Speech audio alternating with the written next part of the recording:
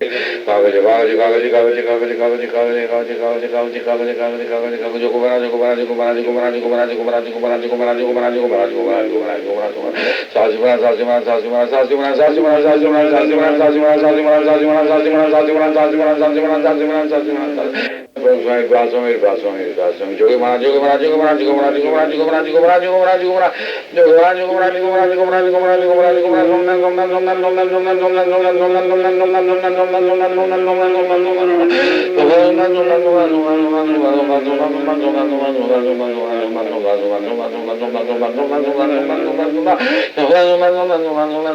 सोमना सोमना सोमना सोमना सोमना सोमना सोमना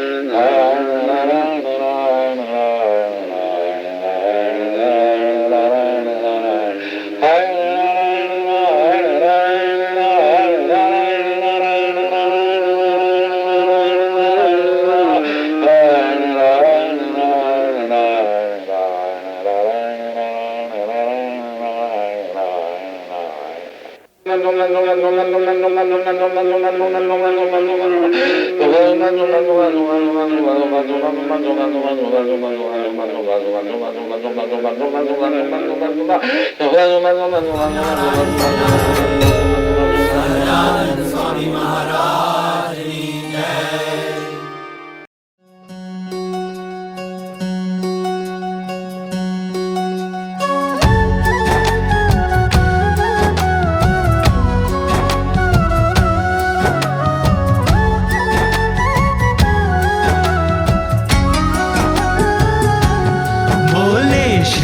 हरि रे सुनिए नर नारी हरिजन, मुझे एक वार्ता रे सबको कहने का है मन। मेरी मूर्ति रे मेरे लोक भोग और मुख सर्व दिव्य है रे, वहाँ तो दर्शन की है रीत। मेरा धाम है जिसका अक्षर अमृत नाम, सर्व सामर्थ्य रे शक्ति गुण से है अभिराम। अति तेजोमय रे रवि शशि कोटि वारी जाए, शीतल शांत है रे तेज की उपमा नव दी जाए। रहता मैं वहाँ रे द्विभुज दिव्य सदा साकार, दुर्लभ देव को रे मेरा कोई न पाए पार।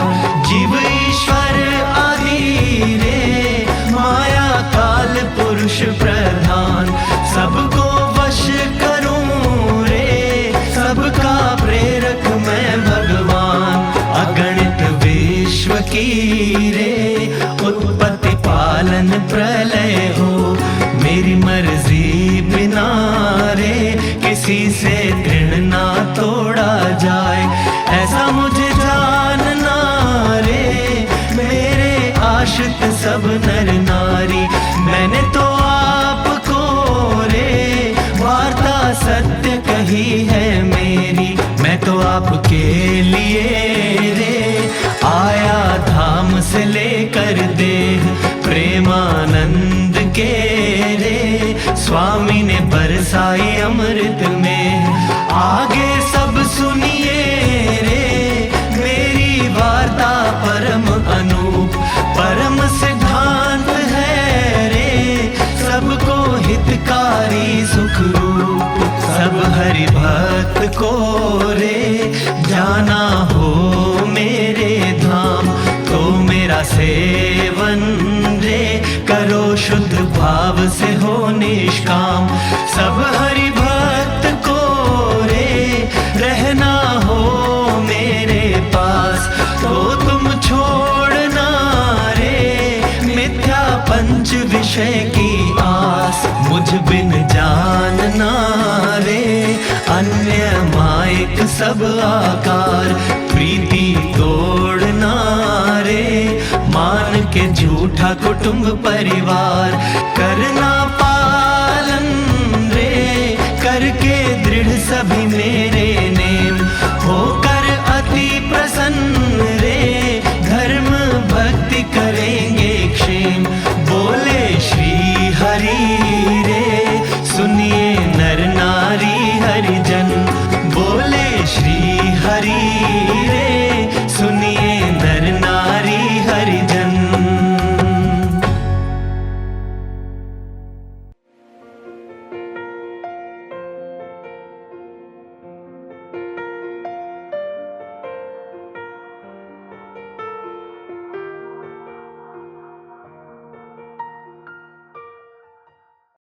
जय सुमन राकेश जी।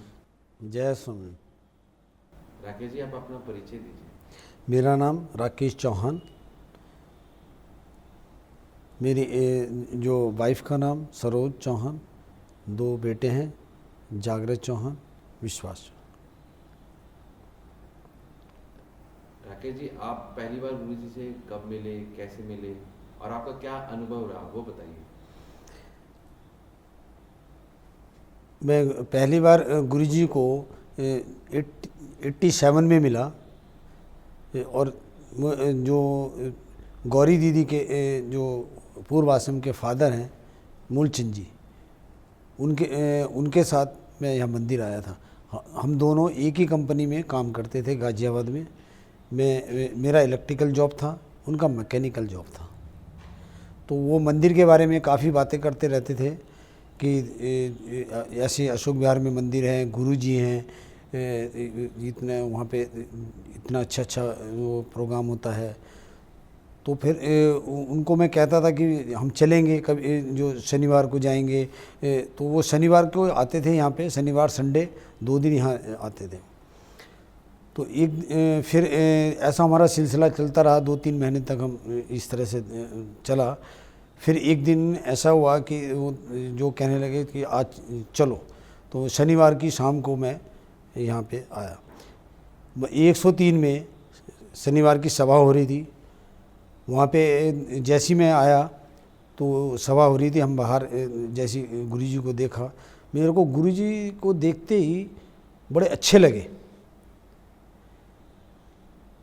फिर उनके बारे में मैंने सुना था। फिर गुरुजी इतने पढ़े लिखे, मेरे मन में विचार आया कि गुरुजी इतने पढ़े लिखे और साधु बने, ज़रूर तो कोई बात है। मेरे को वो बहुत टच, गुरुजी का एजुकेशन जो पढ़ाई थी वो मेरे को बहुत टच करी। आप गाजियाबाद आए, उससे पहले आप क्या पढ़ा, कहाँ रहे, कैसे, कुछ बताएंगे? कहाँ से हैं आप? मैं यूपी नगीना से मैंने 12th तक अपनी पढ़ाई करी। 12 के बाद मैं देहरादून, एक डाक पत्थर जगह है, वहाँ पे मैंने इलेक्ट्रिकल का डिप्लोमा लिया। 84 में मैं गाज़ियाबाद आया जॉब करने के लिए। मैं गाज़ियाबाद में जॉब करता था, मेरा इलेक्ट्रिकल ही काम था। वहीं मेरे को मूलचंद जी से मुलाकात हुई, उनके थ्रू फिर मैं मंदिर आया। जैसे आपने बताया कि आपका पहली बार का गुरुजी का जो दर्शन था, आपको बहुत ही भा गए गुरुजी। तो उसके बाद मंदिर में आपका आगे का संबंध गुरुजी के साथ कैसे बढ़ा, उसके बारे में बताइए। मैं उनके साथ यहाँ पे धीरे धीरे पहले तो आना जाना लगा रहा। फिर मन में ये विचार आया कि चलो गुरुजी के साथ वहीं दिल्ली में ही अपनी जॉब ढूंढते हैं, वहीं दिल्ली में सेट हो जाएंगे। तो गुरुजी से बात करी कि गुरुजी मैं यहाँ दिल्ली में ही जॉब करूँ। गुरुजी ने कहा ठीक है, हम देखते हैं, जॉब देखते हैं।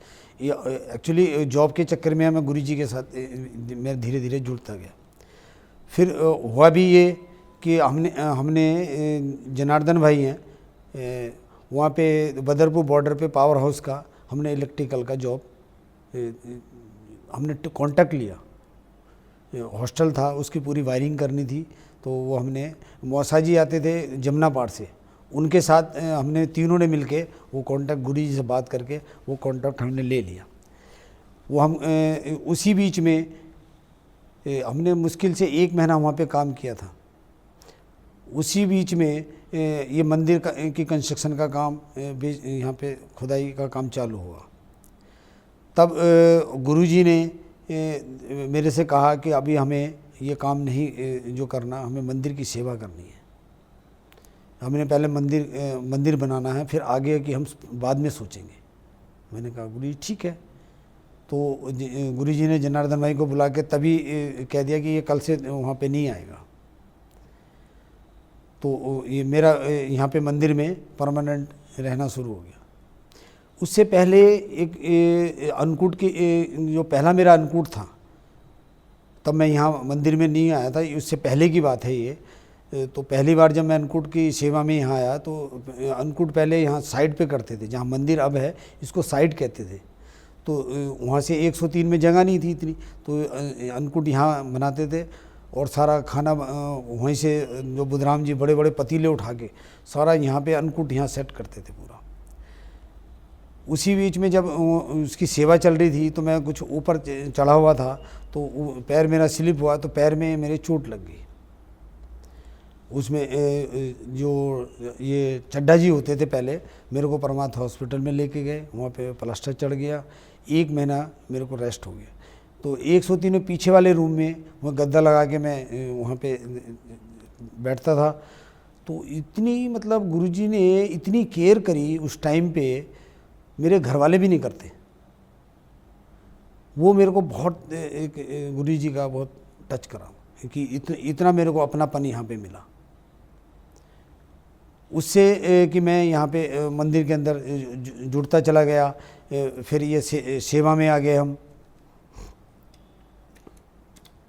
तो फिर जैसे आपने बताया कि कंस्ट्रक्शन की सेवा शुरू हुई तो आप उसमें लग गए, तो उसके कुछ ऐसे प्रसंग गुरुजी का कैसे रहता था वहाँ पर आना, तो उसके बारे में कुछ बताएं। गुरुजी ने उस टाइम में जब मंदिर बन रहा था तो गुरुजी को मंदिर पूरा करने की बहुत ही जल्दी थी। मतलब कि इसको हमें ये कार्य काका जी ने हमें ये दिया है तो हम इसको जल्दी से जल्दी, कितनी जल्दी हम इसको पूरा करें।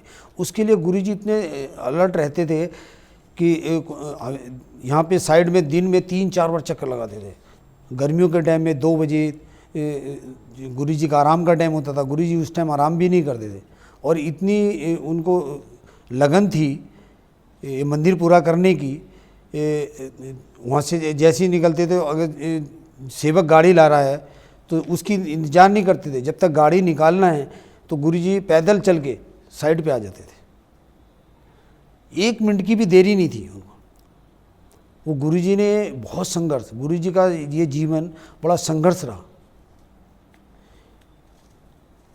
गुरुजी ये कहते थे कि 1 मिनट की भी किसी काम में देरी नहीं हो।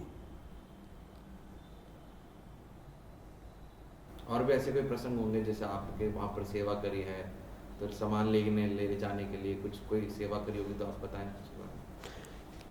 हम बिल्डिंग के लिए हम जो जैसे बिल्डिंग मटेरियल खरीदते थे तो उस टाइम तो फ़ोन मोबाइल नहीं थे, ये लैंडलाइन ही होती थी। उस जो भी बात करनी उससे करनी है। तो उसके लिए ओम प्रकाश जी और हम जो साथ में भट्टों पे गए, जगह जगह खेतों में घूमे, ईंटें सेलेक्ट करी। धूप के टाइम में गर्मी, उस टाइम तो मतलब पैदल ही चल के, खेतों में तो स्कूटर चले ही नहीं। तो हमने ईंटें, रोड़ी, डस्ट, ये बदरपुर से हमने वहाँ बदरपुर जाते थे। ऑर्डर पहले फ़ोन नहीं करते थे, खुद जाना पड़ता था। तो इस तरह से मटेरियल परचेज करते थे। कंस्ट्रक्शन की जब सेवा शुरू हुई तो समस्याएं भी आई होंगी, तो उनके पर कोई प्रकाश डालिए। बहुत समस्याएं, जो आसपास का तो टोटली विरोध था। उस परिस्थिति में भी गुरुजी ने ये मंदिर खड़ा किया। गुरुजी का हर काम परफेक्ट, हर एक कागज़ अप टू डेट, कोई भी किसी को कहने का मौका नहीं मिले। अभी जब हमारा एक बार यहाँ पे पत्थर काटने की मशीन लगी हुई थी हमारी, कोटा स्टोन काटने के लिए, जहाँ भी किचन है यहाँ पे हमने पत्थर काटने की मशीन लगा रखी थी। तो उसकी पत्थर कटता आवाज़ तो आती है। तो उस आवाज़ को सुन के साथ वाला जो फ्लैट वाले ने 100 नंबर को कॉल कर दिया कि इनकी वजह से हमें डिस्टर्ब होता है। 100 नंबर वाले आ गए, उन्होंने, मशीन चल रही थी, उन्होंने आके देखा कि मशीन चल रही है।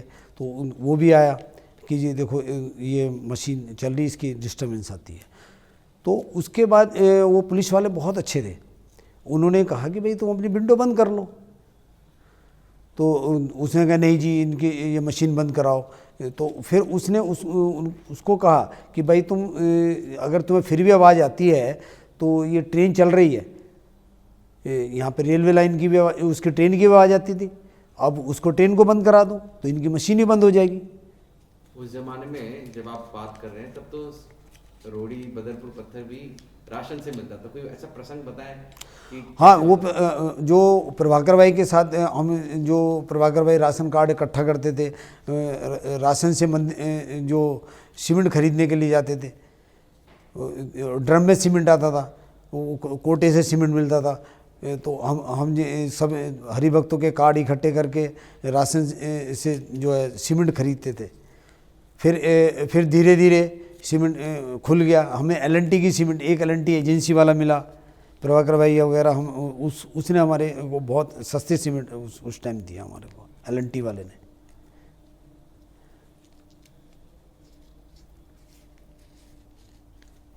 और भी ऐसे प्रसंग हुए कि आप कभी कंस्ट्रक्शन के लिए दिल्ली से भी बाहर हाँ गए हो? हाँ, ये इसमें भी अनिल जी, हम एक बार कोटा, हमें मंदिर के लिए कोटा स्टोन खरीदना था, तो हम कोटा गए।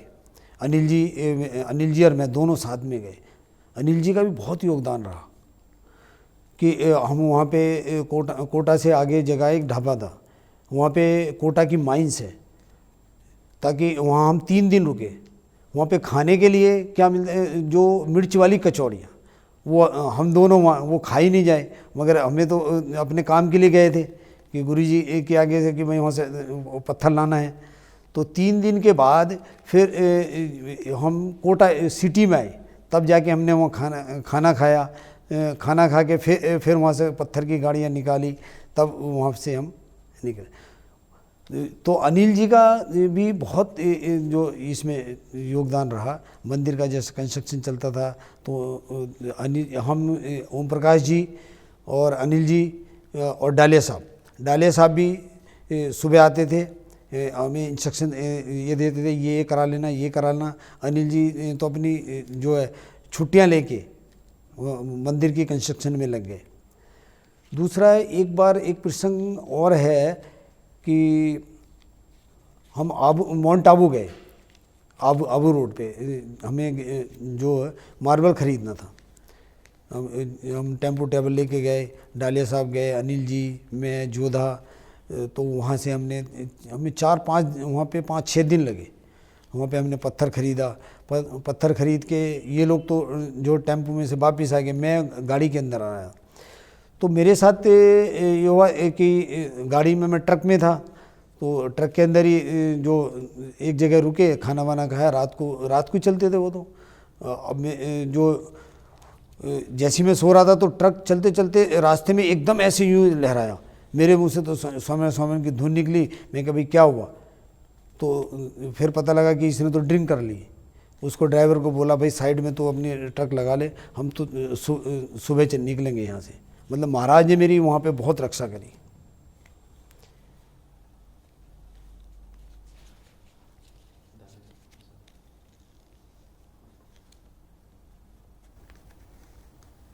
ऐसे तो आपने बताया कि जैसे कि हरिभक्तों के जैसे अनिल जी, डालिया साहब भी मिलके काम करते थे। ऐसे कोई हरिभक्त उस समय का कोई प्रसंग होगा जब आपको कोई जो बहुत ही टच कर गया हो हरिभक्तों का, उस समय का प्रसंग कंस्ट्रक्शन के टाइम का?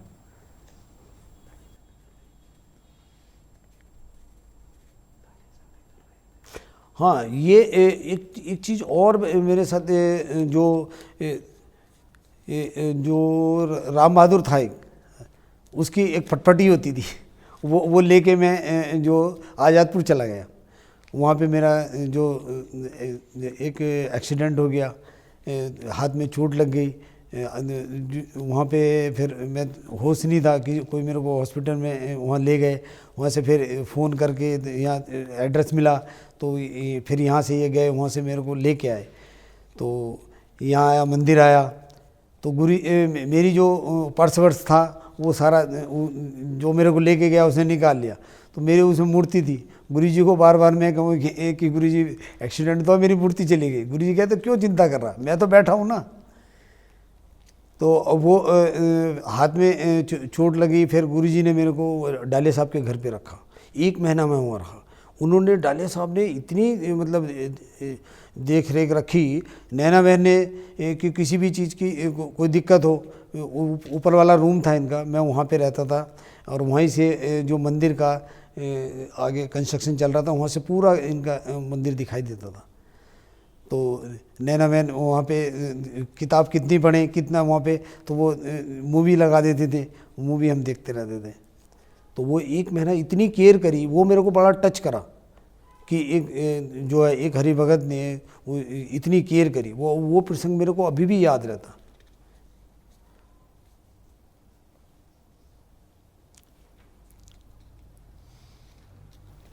राकेश जी, आपका 94 जब मूर्ति प्रतिष्ठा हुई तब तक आप तो सेवा में ही थे। उसके बाद का क्या हुआ? मतलब आपने काम कैसे शुरू किया अपना? अब तो आप खुद का काम करते हैं कंस्ट्रक्शन का, तो उसके बारे में कुछ बताइए।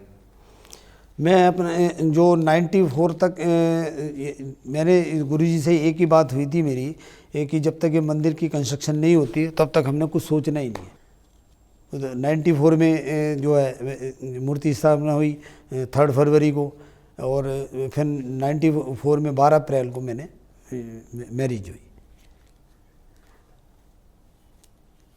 तो गुरुजी से फिर मैंने पूछा कि गुरुजी अब मैं क्या करूं, जो काम मतलब कंस्ट्रक्शन का काम तो मैंने यहीं से सीखा था। गुरुजी ने ही मेरे को पूरा ट्रेंड कर दिया था कि हर चीज़ में गुरुजी कहने लगे तो फिर ये कंस्ट्रक्शन का काम शुरू कर। मैं कहा ठीक है गुरुजी। तो फिर गुरुजी हमने धीरे धीरे अपना छोटे छोटे काम करते थे। अब एक चीज़ और है, साधु को पता है कि हमारी प्रोग्रेस कहाँ रुकी है, मगर जो संत जो आगे की देखता है कि इसकी प्रोग्रेस कहाँ रुकी, इसको आगे कहाँ बढ़ाना है। तो मेरे जीवन में गुरुजी का, दीदी का बहुत योगदान रहा।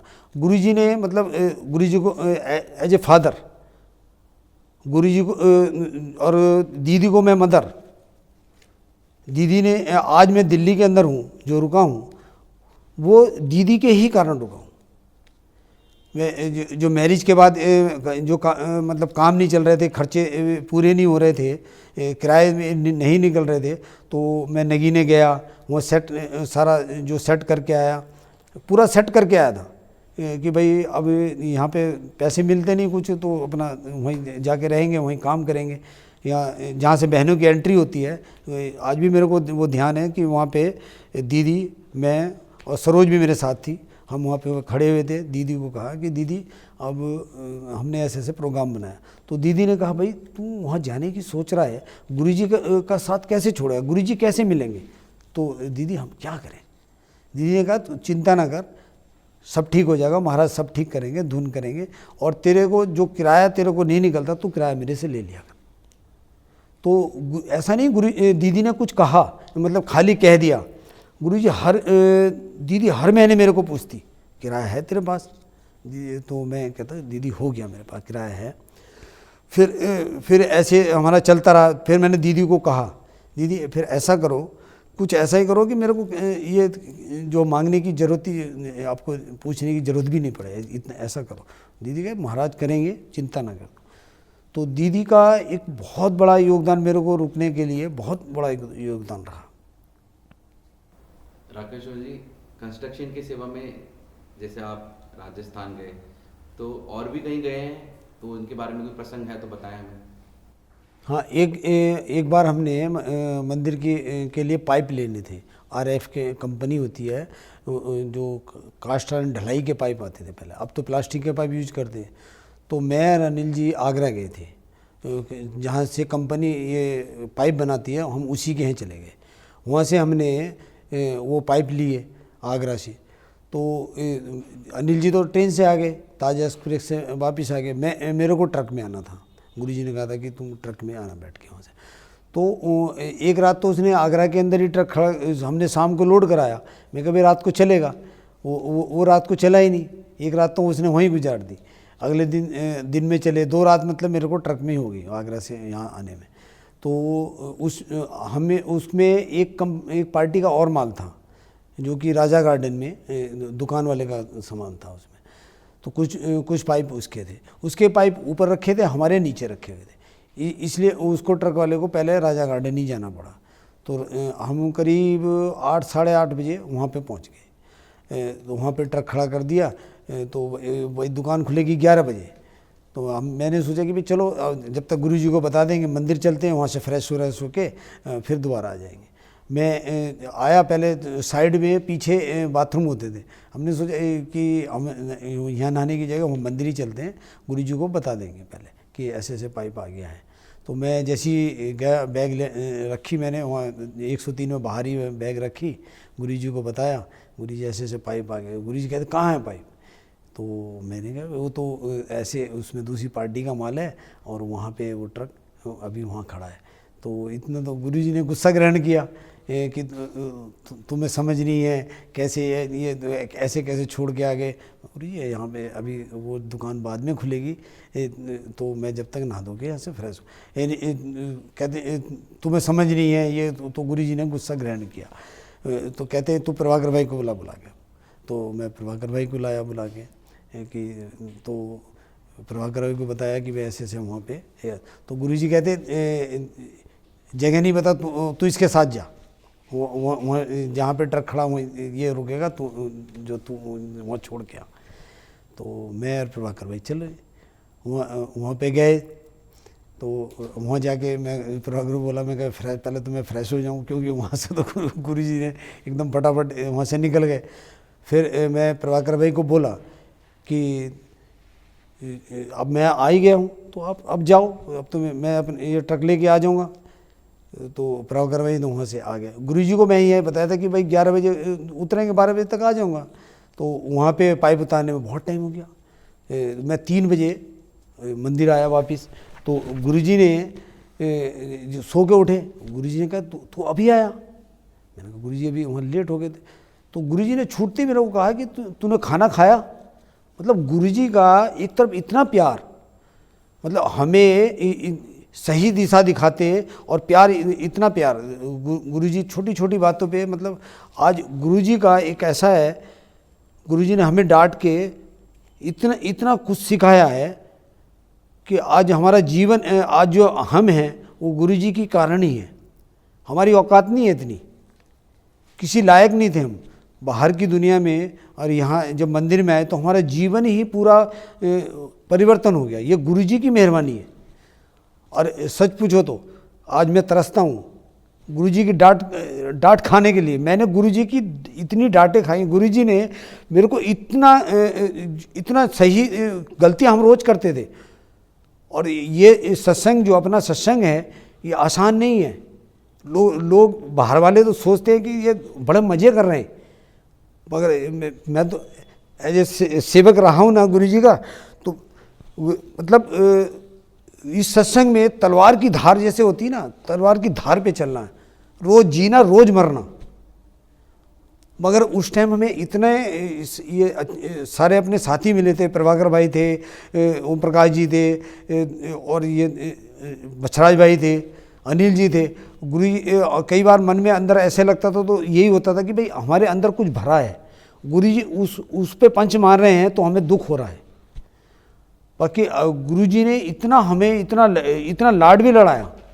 ऐसा कि मलकानी साहब के फार्म पे ले जाते थे वो पूरा। और मलकानी साहब का वो देखो कि वो सेवक को भी, मतलब जैसा गुरुजी का वो करते हैं, तो सेवक को भी गुरुजी की जैसे गुरुजी का ही को सेवा कर रहे हैं।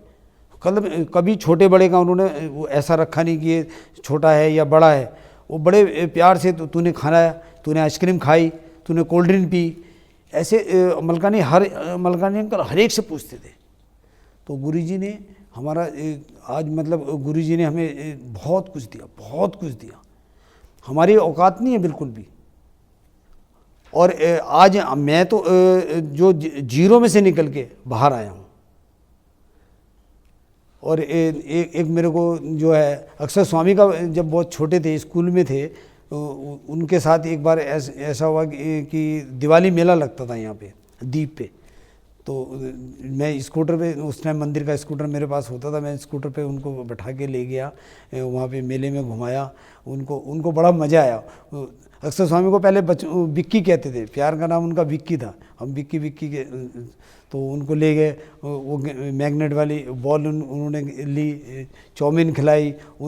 आज भी उनको वो प्रसंग बड़ा, जो मेरे से कई बार पूछ लेते हैं कि वो मेले में गए थे हम, बड़ा अच्छा लगा था। उनको वो प्रसंग आज भी याद है। अक्षर स्वामी को बहुत अच्छा, क्योंकि मेरा उनके साथ बड़ा प्यार था। छोटे थे, मैं बहुत उनको प्यार करता। कई बार तो उनकी स्कूल की बस मिस हो जाती थी, तो मैं तो साइड पे रहता था। प्रभाकर भाई का तो पता नहीं होता था, कभी कहीं गुरुजी के काम से गए तो वो आते थे, अंकल स्कूल की बस छूट गई है, हमें वहाँ छोड़ दो। वो उनको गुजराती समाज स्कूल में उनको छोड़ के आते थे। तो बड़ा उनके साथ भी एक बड़ा वो रहता था मेरा। और एक प्रसंग मेरे को अपने परिवार से जुड़ा हुआ, मेरे से छोटा वाला ब्रदर था, वो जो करीब 2003 की बात है, तो उसका ट्रेन में जा रहा था, ट्रेन में से जो जैसी ट्रेन रुकी उसका जो वहाँ पे एक्सीडेंट हो गया प्लेटफार्म पे, ट्रेन के मतलब प्लेटफार्म और ट्रेन के बीच में वो फंस गई, ऑन द स्पॉट ख़त्म हो गया। यंग एज थी, वह जो मदर फादर को ये चिंता हुई भाई उसकी क्या होगा, आत्मा भटकेगी, कहाँ होगा, कैसे होगा, यंग अवस्था में उसकी डेथ हो गई। वो मंदिर आता था, कंठी पहनी हुई थी, गुरुजी को मिला था, दर्शन किए थे उसने सब। तो एक बार मदर को सपने में आया, तो उन्होंने देखा कि वो जो है काका जी के पास बैठा हुआ है, काका जी ने सफ़ेद धोती कुर्ता पहना हुआ है और उनके सोफे के पास ही वहीं वो बैठा हुआ। तो मदर को बड़ी शांति हुई कि उसकी आत्मा इधर उधर नहीं भटक रही, वो सही जगह अपनी जगह पहुंच गया। वो फिर मदर ने मेरे को बताया कि ऐसे ऐसे ये, मैं कहा निश्चिंत रहो कि वो काका जी के पास ही बैठा है।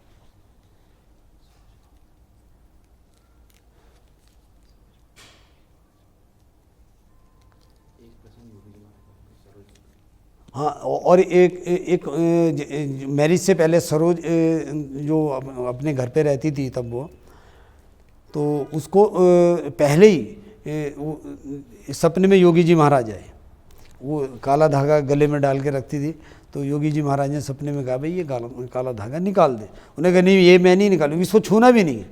उन्हें कहा नहीं ये तोड़ना पड़ेगा। तो वो वहाँ पे जो योगी जी महाराज ने वो धागा तोड़ के गले से उसमें आग में डाल दिया। तो एक अपनी डायरी निकली थी, ये मलकानी अंकल ने, वो एक तरफ काका जी की मूर्ति, एक तरफ योगी जी महाराज की। उसका ब्रदर भी यहाँ मंदिर आया था, तो उसको वो डायरी दी थी। तो वो वहाँ पे जब उसने घर पे वो डायरी देखी, तो सरोज ने उसको कहा ये इनको तो मैंने देखा है। तो उसने कभी तूने कब देख लिया कि ये तो योगी जी महाराज हैं। उन्होंने कहा ये तो मेरे सपने में आए। वो शादी से पहले ही उसको जो सरोज को सपने में मिले, और आज वो यहाँ के वो धागा कहाँ गया, वो अपने आप ही टूट गया।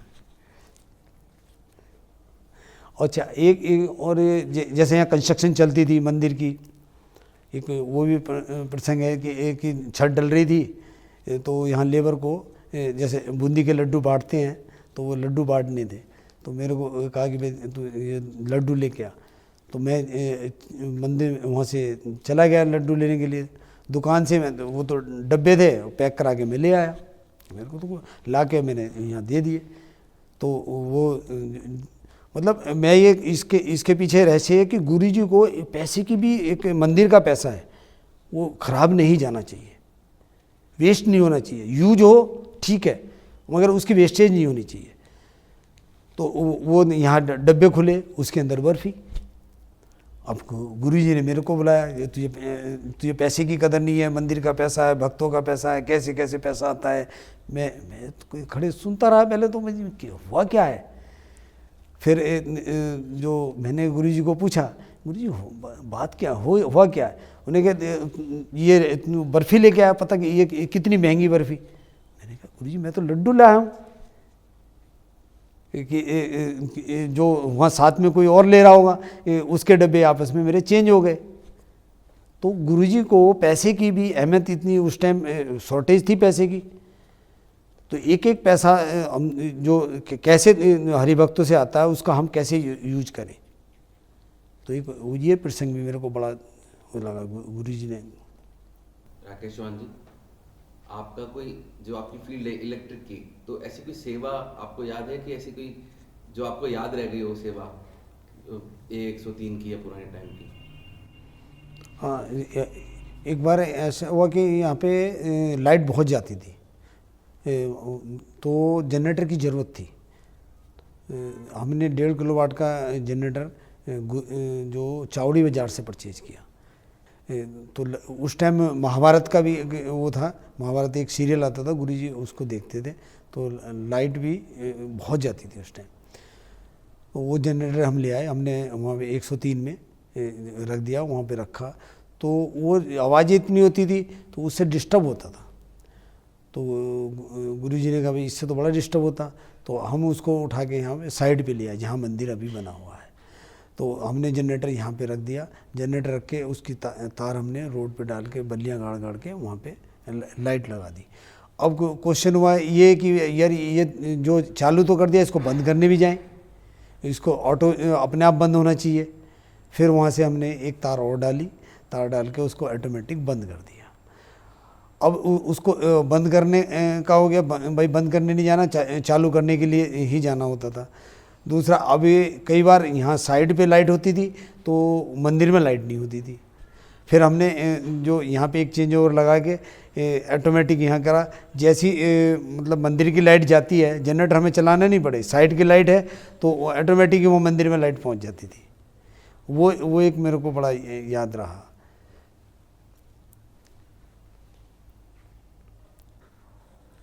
राकेश चौहान जी, फिर ऐसा कोई प्रसंग हो जैसे कि अंतर्यामी पढ़ने का आपको कोई एहसास हुआ? हाँ, ये तो अभी रिसेंटली जो सूरज स्वामी का बर्थडे था, 50वां बर्थडे, यहाँ हॉल के अंदर ही मना रहे थे। तो सब सूरज स्वामी के बारे बात कर रहे थे कि जो अपनी अपनी बातें कर रहे थे। मैं बैठा हुआ था तो मैं भी मन में विचार कर रहा था कि यार मेरे को भी बोलना चाहिए। तो ये विचार आया, ख़त्म हो गई बात। फिर गुरुजी नीचे गए, मैं गुरुजी के नीचे दर्शन करने गया, जैसी जय सुमन करने गया तो गुरुजी कहते तू कहाँ था, तूने बात नहीं करी। तो मेरे को एकदम विचार आया। गुरुजी को मैंने कहा, गुरुजी मेरे को विचार तो आ रहा था कि तुझे बोलना चाहिए, कि तू अभी नहीं बोला, शनिवार को बोलना। अब वो ये समझो कि मेरा तो बोलने का माइक सामने आ जाए तो पसीने छूट जाए, वैसी मेरे को तो बोलने की वही बिल्कुल ही नहीं है। वो मेरे को बड़ा टच कर दिया यार, मेरे अंदर की बात जो गुरुजी ने एकदम पकड़ ली। तो वो एक गुरुजी का अंतर्यामी मेरे को जो पता लगा। अभी ये तो अभी जोड़ गुरुजी ने अब सभा करी थी पीछे, शनिवार को जब सभा हो रही थी तो गुरुजी ने जोड़ वाली बात करी। आजकल गुरुजी जोड़ के ऊपर बड़ा दे रहे हैं कि जोड़ होनी चाहिए, जोड़ होनी चाहिए। तो मेरे को ये विचार आया कि भाई मैं भी गुरुजी से बात करूँगा, जोड़ की पूछूंगा। तो अगले दिन ही मैं ये बात मन में आई, निकल गई। तो सुबह की धुन में आते हैं, तो धुन में बैठे हुए थे, धुन में से ही गुरुजी ने मेरे को बुलाया कि तू मेरे से कुछ पूछ रहा था, जो मैंने कहा था कि मैं सोच के बताऊंगा, कुछ तूने ऐसा कुछ पूछा था। तो मैं गुरुजी को कहा मैं तो ऐसा कुछ नहीं हुआ। बोले ठीक है कोई नहीं। तो धुन ख़त्म हो के मैं ऊपर आ गया हॉल में ठाकुर जी के दर्शन करने। तो वहाँ पे अभिषेक आया, अभिषेक कहने लगा कि गुरुजी से तेरी जोड़ वाली कुमारी कोई बात है। तो तब मेरे को लाइट हुआ एकदम। मैंने कहा यार अभिषेक मेरे को बात तो ये मन में आई थी, गुरुजी ने मेरे को जो ये पकड़ लिया। फिर मैं गया गुरुजी के पास, नीचे ऊपर दर्शन करके गुरुजी के पास गया। गुरुजी को बताया कि ऐसे ऐसे मेरे को मन में विचार आया था। तो गुरुजी ने इधर उधर कि हाँ ठीक है मैं समझ गया। तो फिर मैंने गुरुजी को कहा कि गुरुजी अब तो मेरी जोड़ बता दो। बोले ठीक है मैं तेरी जोड़ 2-4 दिन में बताता हूँ तेरे को। तो ये गुरुजी का एक अंतर्यामी जो हम सोचते हैं, तो गुरुजी ने कैसे हम मानते हैं कि गुरु अंतर्यामी है, तो उस चीज़ को जो गुरुजी ने ये जो मेरे अंदर की जो पकड़ा वो मेरे को बड़ा टच करा।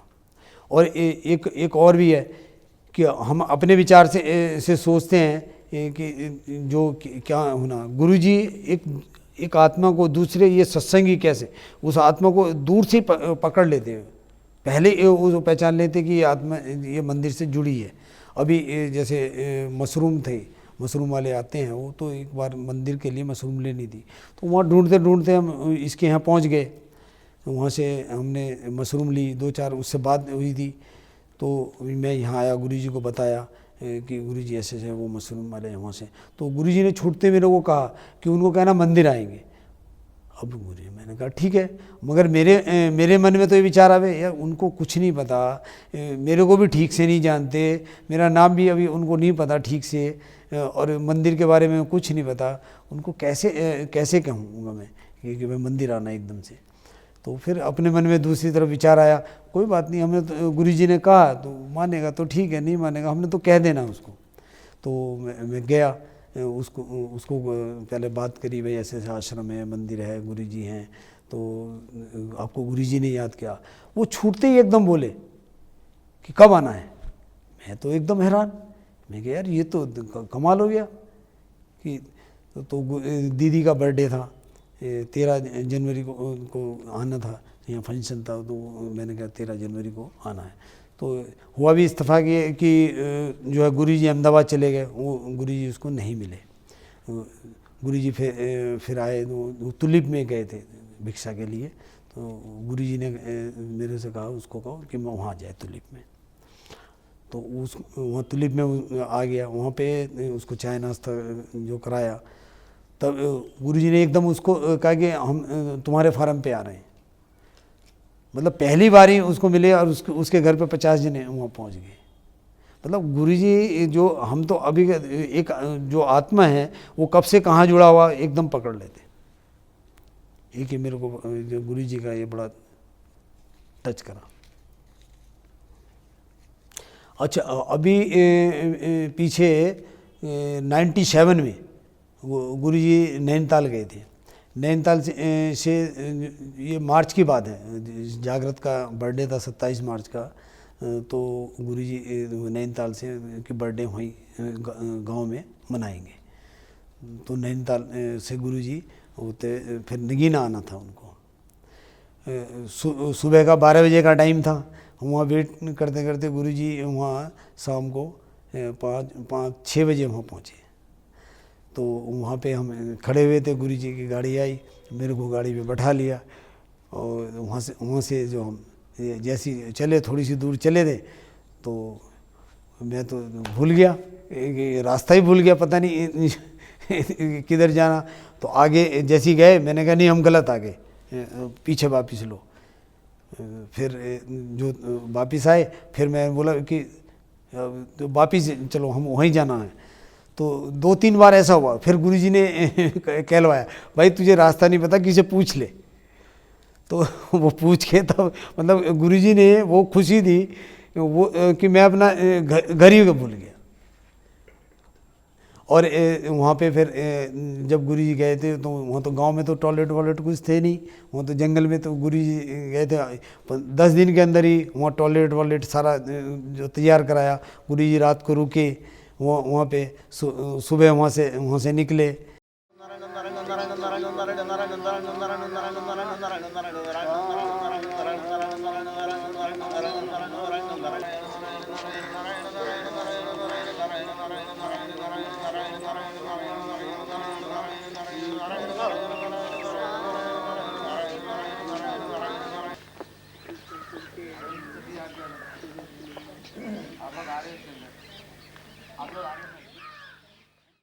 मतलब वहाँ पे गुरुजी ने एक और बात वहाँ करी थी कि जैसे एक गुफा होती है, गुफा में कितने सालों से अंधेरा पड़ा होता है, वहाँ पे एक दिया जला दो, मोमबत्ती जला दो तो रोशनी हो जाए। उन्होंने वहाँ पे वो बात करी, वो मेरे को अभी आज भी याद है कि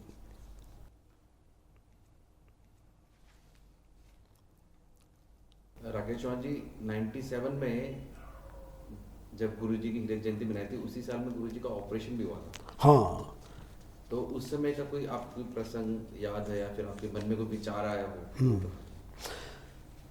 गुरुजी का जब ऑपरेशन हुआ था तो बहुत दुख हुआ कि गुरुजी बीमार हो गए एकदम से कि ऑपरेशन हुआ। तो मैं ठाकुर जी के पास गया ऊपर हॉल में। वहाँ जाके मैंने ठाकुर जी को प्रार्थना करी कि अभी तक मैंने जो भी सत्कर्म किए हैं, पुण्य जो भी किया है, वो सारे गुरुजी को दे दे, गुरुजी का जीवन एकदम से ठीक हो जाए। ये मेरे अंदर मन में विचार आया। अभी तक जो भी मैंने सत्संग किया है या कुछ भी पुण्य मैंने कमाया है, कुछ जो थोड़ा सा भी है, जो भी है वो अब तक का सब गुरुजी को दे दूँ। ये मेरे को मन में एक बहुत विचार आया था। राकेश चौहान जी सत्संग में हैं, तो आपको अपने बच्चों में और बाहर के जो जगत के बच्चों में, उनमें क्या फ़र्क लगता है? बहुत फ़र्क है। धरती और आसमान में जितना फ़र्क है उतना बाहर में और सत्संग में के बच्चों में फ़र्क। बाहर की दुनिया में जाओ तो बहुत हल्ला हो, ये सब, और यहाँ पे तो एक गुरुजी जो है ना, मतलब एक अपने को सही रास्ता, जो हमें आत्मा का कल्याण होना है, जो जन्म मरण से हमारा छुटकारा मिलता है। और एक चीज़ इसमें, एक चीज़ और भी है, मैं एक चीज़ और कहना चाहूँगा। जैसे यहाँ मंदिर में हम सोते हैं, गुरुजी ने बोला कि मेरे को, जैसे बोला बुधवार का, तो ये विचार भी मेरे को आता है कि मंदिर में हम सोते हैं तो हमारा एक जन्म, मतलब मेरा विचार आता है कि भाई एक जन्म हमारा कट गया, एक रात में मेरा एक जन्म कटा, इतनी रातें हम यहाँ सोए, मेरा एक जन्म खत्म होता जा रहा गुरु जी के साथ। ये मेरा अपना विचार। और जो बाहर के जो बच्चे हैं, अपने जो बच्चे हैं, उनमें तो बहुत फ़र्क है। उनका तो जीवन शैली अलग है। राकेश चौहान जी, आप ये मानिए कि गुरुजी अभी इस समय सुन रहे हैं और वो आप अब तक कभी कोई ऐसी बात कह नहीं पाए गुरुजी को, कोई प्रार्थना रखना चाहते तो आप क्या रखना चाहोगे? गुरुजी को मैं यही प्रार्थना रखूँगा कि एक तो गुरुजी का स्वास्थ्य अच्छा रहे, वो 100 से क्या भी, वो 100 से भी ज़्यादा जितने भी टाइम रहे स्वस्थ रहे, उनको कोई ऐसी जो बीमारी ग्रहण नहीं करे। और हमारा गुरुजी का जो संबंध है, मेरा और गुरुजी का संबंध आगे, मतलब इतना मैं नहीं कह सकता कि अभी एकदम से इतना गुरुजी के एकदम, कई चीज़ें ऐसी होती हैं कि मैं नहीं कह पाता गुरुजी को, तो वो बल मेरे को गुरुजी दें कि मैं हर बात गुरुजी को शेयर करूं, छोटी सी बात भी मैं गुरुजी के साथ शेयर करूं। राकेश चौहान जी, आपके घर, जब आपने घर लिया, उसका कोई प्रसंग बना हो तो उस बारे में बताएं। ये सब गुरुजी की देन है। हमें जब हमने मकान लिया, हमारे पास मकान के पैसे इतने नहीं थे कि जो कम पड़ रहे थे, तो गुरुजी ने से बात करी। गुरुजी ने कहा कि लोन ले लो, या वहाँ से गांव से उधर से देख लो, या कहीं से आपका हो जाए। तो हम लोन के लिए ले गए, वो हमें लोन नहीं हुआ, इधर उधर से देखा नहीं हुआ। फिर मैं गुरुजी के पास आया कि गुरुजी कहते चिंता ना कर, हो जाएगा, चिंता नहीं कर तो हो जाएगा सारा। तो उस बीच में गुरुजी ने मेरे को ये मकान का ऐसे करा दिया कि मेरे को पता ही नहीं लगा ये कैसे हो गया। और जिनके थ्रू मेरे को कराया, वो भी इतने मतलब सामने से वो बोले कि तेरे को कितनी ज़रूरत है। उसके बाद भी उनका कभी ये प्रेशर नहीं रहा कि आप मेरे को कब वापस करोगे। एक उनका मेरे को बड़ा वो रहा, कभी फोर्स नहीं किया कि भाई मेरे को अब ज़रूरत है, तुम ये वापसी दो, कि यही कहा जब सुविधा हो तब दे देना। तो गुरुजी ने तो मतलब हमने शून्य से, जैसे एक जीरो से निकलते, हम जीरो से निकल के तब बाहर आए। हम मेरे को जो गांव से या किसी की और की सपोर्ट नहीं, मेरे को तो एक गुरुजी की सपोर्ट थी। मेरे को ये सबसे बड़ा मेरे लिए प्लस पॉइंट रहता था कि मेरे ऊपर कोई बैठा है, कि मेरे को कुछ कारोबार जैसे करते हैं ऊँच नीच आती है तो मैं घबराता नहीं था कि मेरे गुरुजी बैठे हैं, वो संभाल लेंगे, मेरा बुरा नहीं होने देंगे कभी भी। आए मेरे जीवन में उतार चढ़ाव बहुत आए। जो हमारा तो लाइन कंस्ट्रक्शन की थी, वो तो लेबर से ये सारे हमारे तो वास्ते पड़ते रहते थे, अप डाउन बहुत होते थे।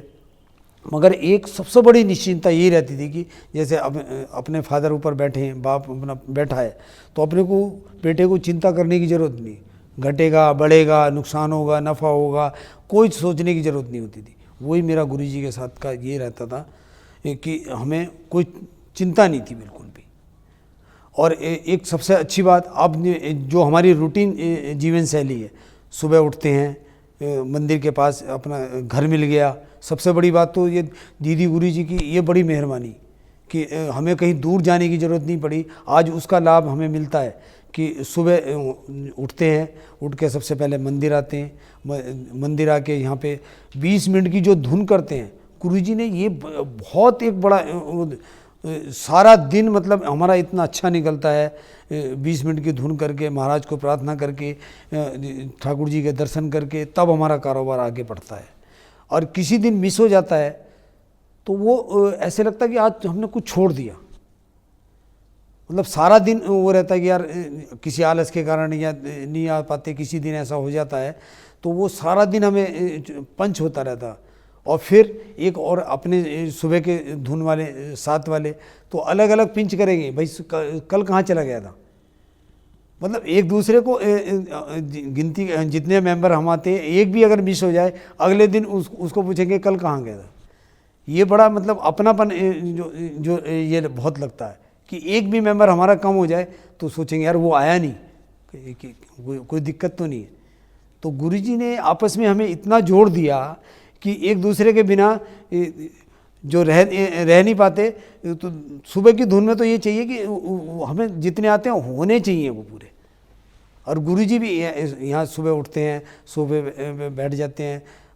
आज गुरुजी का देखो संघर्ष, सबसे बड़ा जो संघर्ष में तो गुरुजी ने आज इस उम्र में सुबह 5 बजे जो बैठते हैं, रात को 11 बजे तक सोफे पे बैठे रहते हैं।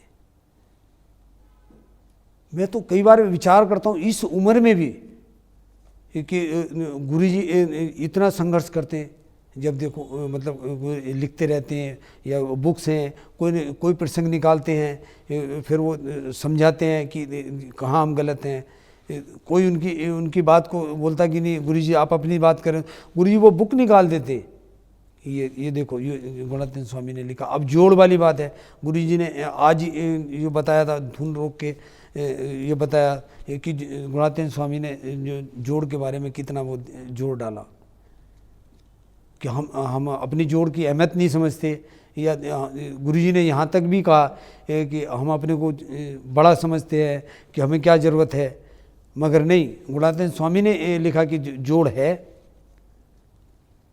मतलब जोड़ पे आजकल गुरुजी बहुत जोर दे रहे हैं। तो मैं तो ये समझता हूँ कि हमें गुरुजी को राज़ी करना चाहिए। गुरुजी को राज़ी करेंगे तो गुरुजी जैसा चाहें वैसा हम जी सकें। और मेरी लाइफ तो गुरुजी से ही शुरू होती है, जीवन गुरुजी से शुरू होता है और गुरुजी पे ही ख़त्म होता। मेरे जीवन में और कुछ नहीं।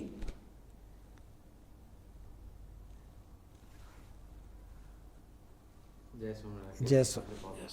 जय